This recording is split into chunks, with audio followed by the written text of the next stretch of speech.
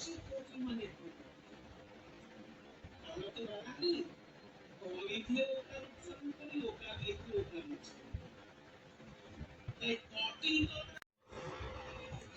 কৃষ্ণ মাতাজি, কি ভাবছেন আপনি? এত এত চিন্তিত কেন আপনি? কি হয়েছে আপনার? এত চিন্তা কেন আপনার? কি ভাবছেন আপনি? হরে কৃষ্ণ মাতাজি, আমি ভাবছি যে না জানি কবে আমি বৃন্দাবন যাই, না জানি এই জন্মে আমি বৃন্দাবন যেতে পারবো কি না। বৃন্দাবন কি, বৃন্দাবনের ধুলি কি আমার এই দেহে মাখতে পারবো কিনা।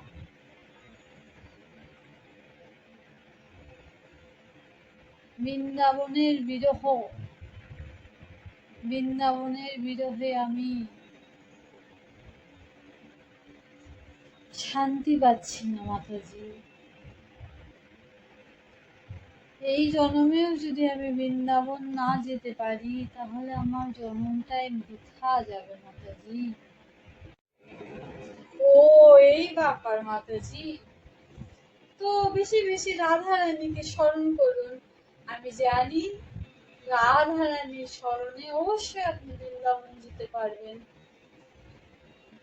বৃন্দাবন বেশি বেশি রাধা রানীকে স্মরণ করে বলুন যে হে রাধে, হে রাধিকা, আমি আপনার এবং শ্রী মাধবের লীলাবিলাস কৃত স্থান দেখতে চাই।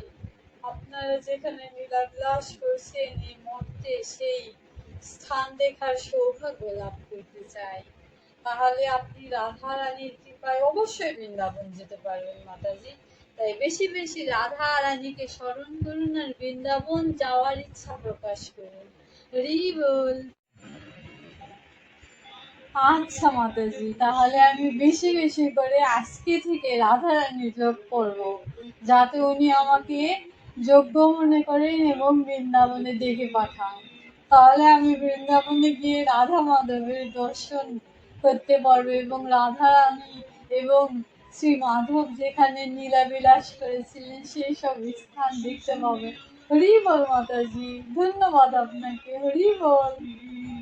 অবশ্যই মাতাজি, আমি শুনেছি যে রাধারানীর কৃপা ব্যতীত কেউ বৃন্দাবনে যেতে পারে না। তো আপনি রাধারানীর কাছে প্রার্থনা করুন, আপনি অবশ্যই বৃন্দাবনে যেতে পারবেন।